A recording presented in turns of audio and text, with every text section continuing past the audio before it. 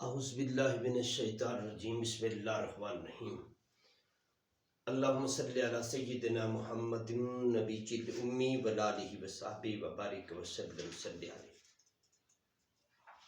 اباب بکر رب کائنات نے بڑا عظیم احسان فرمایا کہ دوبارہ زندگی میں ماہ مقدس عطا کیا، ایک اور موقع عطا کیا کہ ہم اس ماہ مقدس میں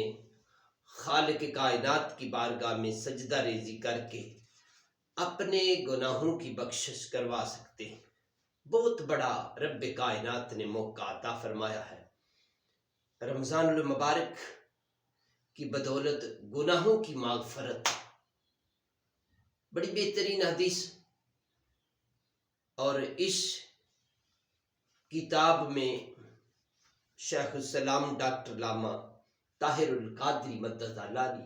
آپ نے بڑے ہی پیارے انداز میں حدیث مصطفیٰ صلی اللہ علیہ وسلم کو لکھا ہے۔ قیام رمضان کی فضیلت اور 20 رکعت نماز تراویح کے حوالے سے یہ کتاب موجود ہے۔ اور اباب بکر رمضان المبارک کی بدولت گناہوں کی مغفرت، اس حدیث کے بارے میں آج پڑھتے ہیں۔ اس کو بیان کیا ہے، راوی اس کے ہیں حضرت ابو ہریرہ، اور کتاب بخاری شریف جلد نمبر 2 صفحہ نمبر 808، رقم الحدیث 1904، اور امام نسائی نے بھی لکھا ہے،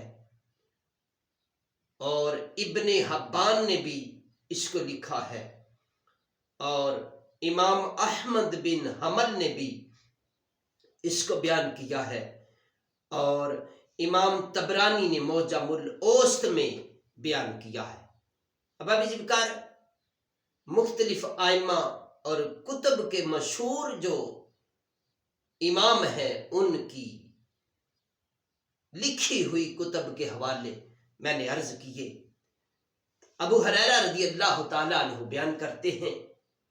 کہ رسالت مآب صلی اللہ علیہ وسلم کو یہ فرماتے سنا کہ جس نے رمضان المبارک کی راتوں میں بحالت ایمان، یعنی حالت ایمان، ارضائے الہی کی خاطر قیام کیا، اس کے سابقہ گناہ معاف کر دیے جاتے ہیں، بخش دیے جاتے ہیں۔ اباب بکر اس حدیث سے یہ معلوم ہو رہا ہے، رسالت مآب صلی اللہ علیہ وسلم کے فرمان علی شان سے پتہ چل رہا ہے کہ جو بندہ حالت ایمان میں ماہ مقدس کی راتوں میں قیام کرتا ہے، رب کائنات اس کے پچھلے گناہ معاف فرما دیتا ہے، اس کے پچھلے گناہ بخش دیے جاتے ہیں۔ کتنی عظیم آفر دی رب کائنات نے۔ لوگوں، بخشش کا مہینہ آ گیا، نجاحت کا اور کامیابی حاصل کرنے کے لیے یہ ماہ مقدس پھر دوبارہ آ گیا۔ ہمیں چاہیے کہ راتوں کو قیام کریں، دن کو روزہ رکھیں،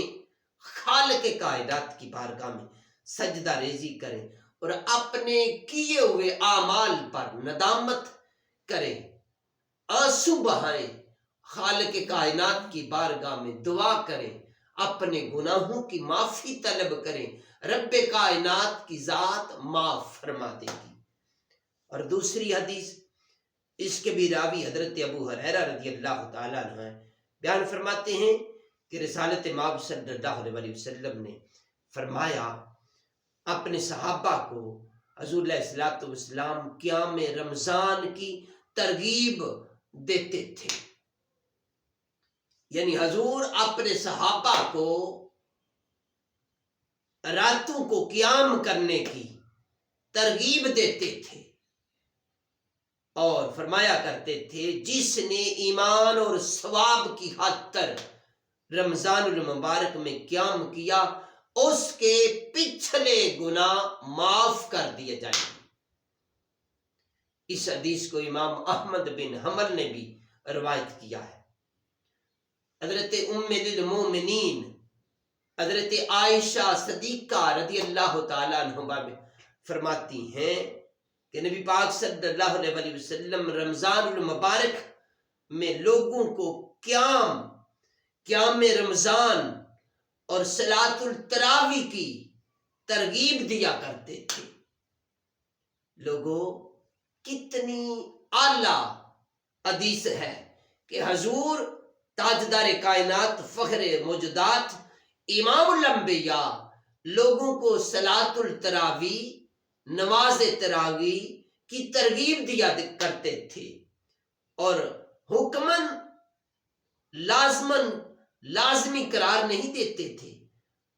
چونکہ آپ صلی اللہ علیہ وسلم نے ارشاد فرمایا کہ جو شخص رمضان المبارک کی رات میں بحالت ایمان ثواب کی نیت سے قیام کرتا ہے، اس کے گزشتہ گناہ بخش دیے جاتے ہیں۔ کتنا انعام مل رہا، کتنی فضیلت ہے ماہ مقدس کی، رمضان المبارک کی، کہ لوگوں اگر رات کو کوئی قیام کرتا ہے، رات کو خالق کائنات کی بارگاہ میں جھک جاتا ہے، تو رب کائنات کی بارگاہ میں توبہ کرتا ہے تو رب اس کے پچھلے گناہ معاف فرما دیتا ہے۔ اس لیے خالق کائنات نے ایک موقع اور عطا فرما دیا، ہماری زندگیوں میں دوبارہ ماہ مقدس رمضان المبارک آ گیا ہے۔ اس لیے ہم کو چاہیے کہ راتوں کو قیام کریں، دن کو روزہ رکھیں، خالق کائنات کی بارگاہ میں سجدہ ریزی کریں، لارائب کتاب کی تلاوت کریں، رب کائنات کی بارگاہ میں سجدہ ریزی کریں اور اپنے کیے ہوئے اعمال پر رب کائنات کی بارگاہ میں توبہ کریں۔ جو ہم سے گناہ سرزد ہو گئے ان کی معافی خالق کائنات سے طلب کریں۔ رب کائنات کی بارگاہ میں دعا ہے، خالق کائنات ہماری اس کوشش کو اپنی بارگاہ میں قبول فرمائے اور اجر عظیم عطا فرمائے۔ میرے جتنے احباب اس حدیث مصطفیٰ صلی اللہ علیہ وسلم کو آگے شیئر کرتے ہیں، لائک کرتے ہیں، کمنٹس لکھتے ہیں، خالق کائنات کی بارگاہ میں دعا کرتا ہوں رب کائنات جتنے احباب اس نیکی کے عمل میں، نیکی کے کام میں شامل ہیں، رب کائنات ان کی حسب منشا جو دعائیں ہیں ان کو اپنی بارگاہ میں قبول فرما۔ جو پریشان حال ہیں مولا ان کی پریشانیوں کو دور فرما، جو رزق کے معاملے میں مولا پریشان ہیں ان کو حدیث مصطفیٰ کا صدقہ پاکیزہ اعلیٰ رزق عطا فرما۔ والسلام